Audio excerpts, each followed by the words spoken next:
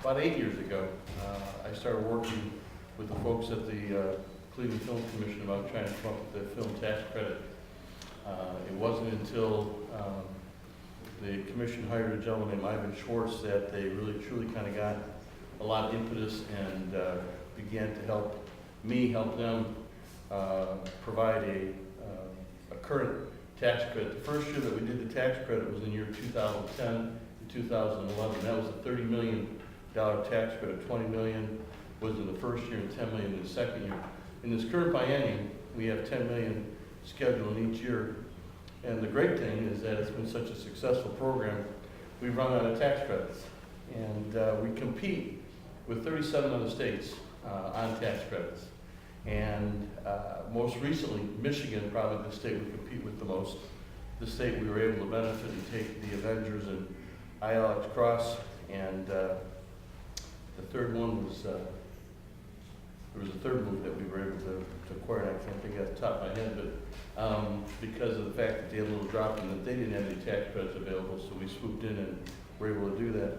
I think that anytime you issue a tax credit, there's always a question, is Ohio, is the state getting their money's worth? Is this a worthwhile endeavor? Should we continue down this front? Should we get away from it? Should we maintain it, or should we add it?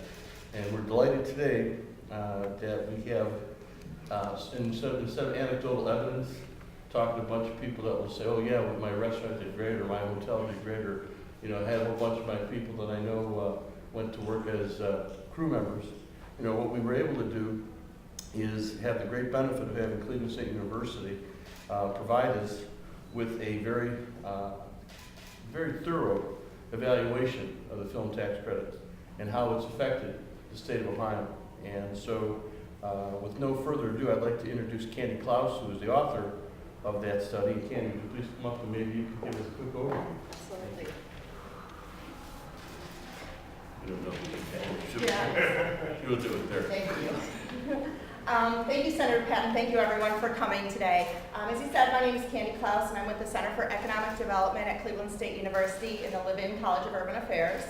And I would just want to present a few of the highlights of the findings from the study we did on the Ohio Motion Picture Tax Credit.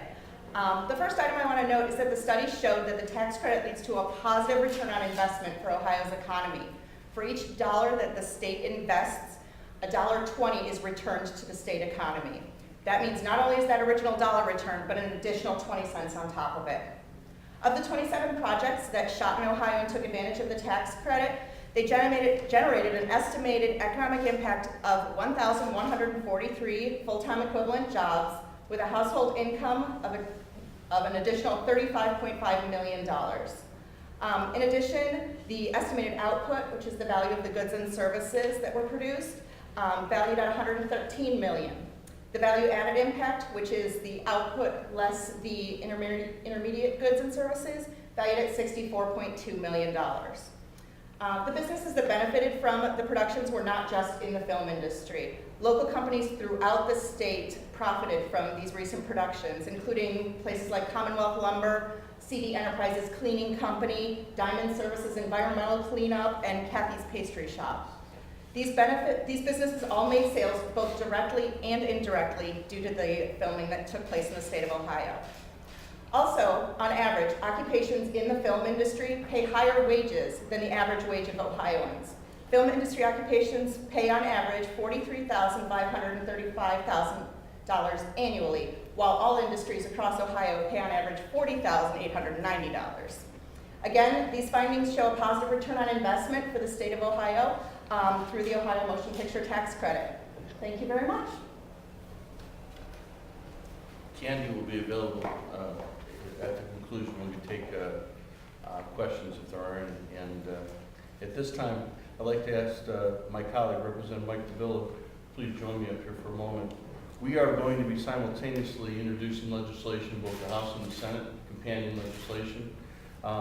In addition to everything that Candy pointed out from an economic advantage to Ohio, this is something that I hope is not lost on the people's. That first of all, 91% of those jobs that we created during the initial phase of the tax credit went to Ohioans.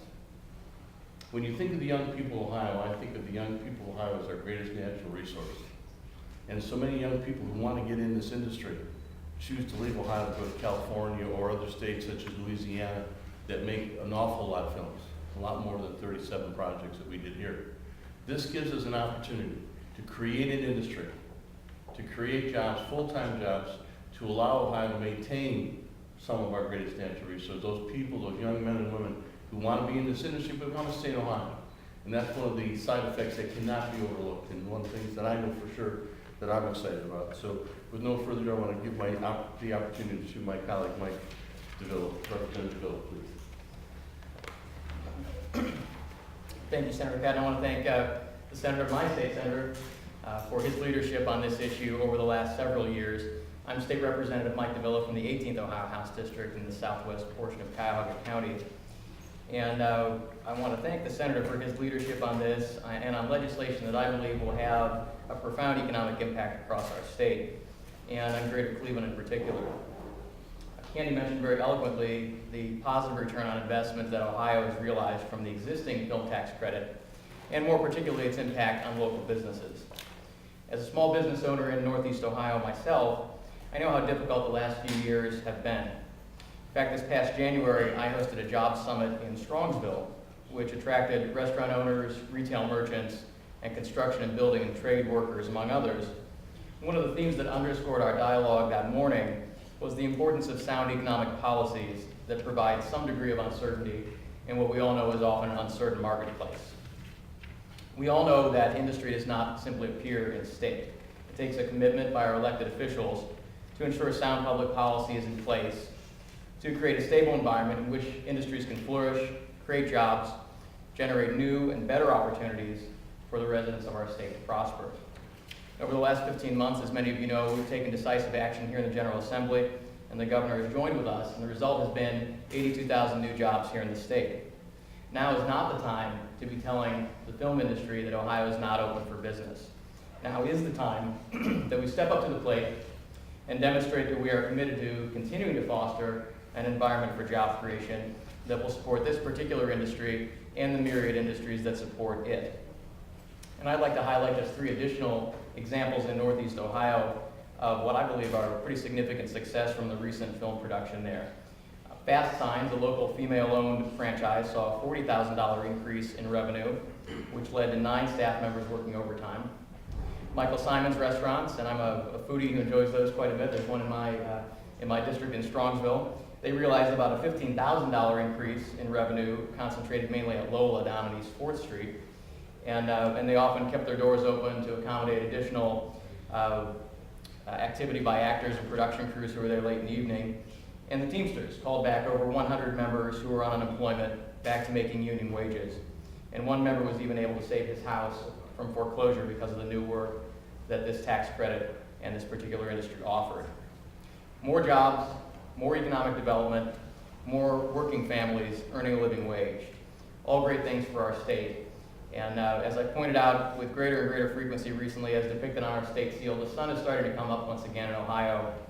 And I believe that expanding proven common sense initiatives and proposals and programs like these, like this film tax credit, will continue to ensure Ohio's place on a path to prosperity. So thank you again, Senator, for your partnership on this, and allow me to work with you on this particular bill.